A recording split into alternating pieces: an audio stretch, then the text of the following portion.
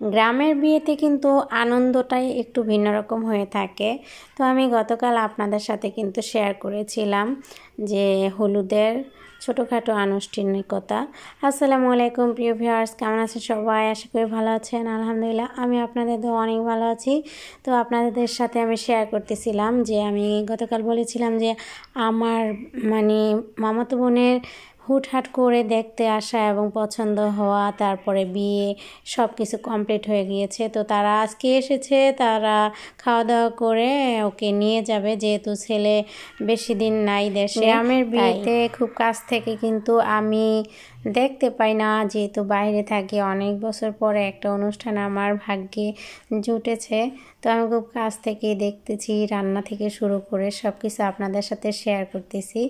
আর এদিকে কিন্তু চালটা দিয়ে দিল, আমি আবার একটু নাড়া দিয়ে দিলাম যাতে করে চালটা লেগে না যায়। আলু বোখরা দিয়ে দিচ্ছে। আর যেহেতু এটা কিন্তু আমার চাচু রান্না করতেছে, আর উনি খুবই বিখ্যাত একজন বাবুর্চি, ওনাকে দিয়ে আমাদের এলাকার আশেপাশে বিভিন্ন জায়গায় দূর দূরান্তেও কিন্তু রান্না করানোর জন্য নিয়ে যায়।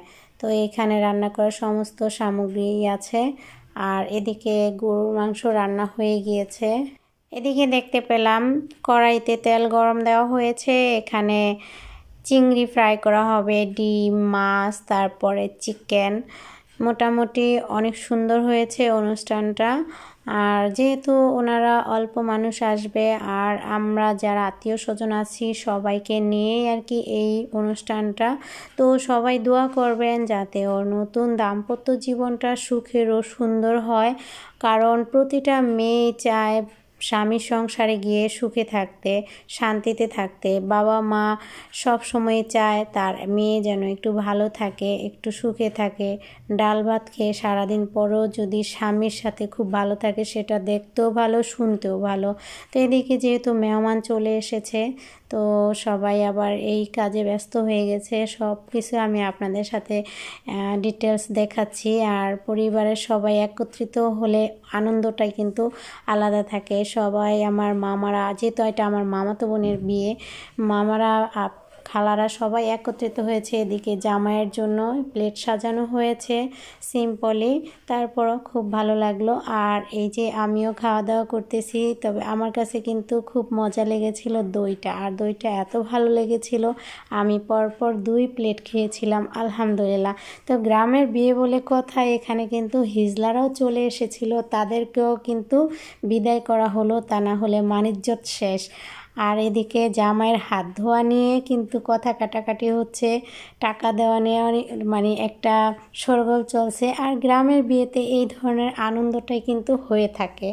যাই হোক, সব কিছু মিলিয়ে কিন্তু খুব সুন্দর হয়েছে আলহামদুলিল্লাহ। সব কিছু তারাই একবার করছে আল্লাহর ইচ্ছা। আজকে থেকে এই মেয়ের একদম মৃত্যু পর্যন্ত যাবতীয় দেখা দায়িত্ব আপনাদেরকে ন্যস্ত করে দিন আলহামদুলিল্লাহ। সবচেয়ে খুব কষ্টের এবং খুবই কঠিন একটা মুহূর্ত হচ্ছে এই কনে বিদায়ের সময়টা। এই সময়টাতে একটা মেয়ে বাবার বাড়ি ছেড়ে আরেকটা নতুন বাড়িতে যাবে, তাকে মানিয়ে নিতে হবে সবার সাথে। কনে বিদায়ের সময় প্রত্যেকটা মানুষের চোখের পানি এমনিতেই চলে এসেছে, আর ও খুব কান্নাকাটি করেছে, যেহেতু হুটহাট করে বিয়েটা হয়ে গেল আলহামদুলিল্লাহ। ভিডিওটা ভালো লাগলে অবশ্যই একটি লাইক দিবেন, পেজটাকে ফলো করবেন, সুন্দর করে একটি গঠনমূলক কমেন্ট করে যাবেন। আজকের মতো এ পর্যন্তই। সবাই ভালো থাকবেন, সুস্থ থাকবেন। আবারও দেখা হবে ইনশাআল্লাহ নতুন কোনো ব্লগ ভিডিও নিয়ে। আল্লাহ হাফেজ।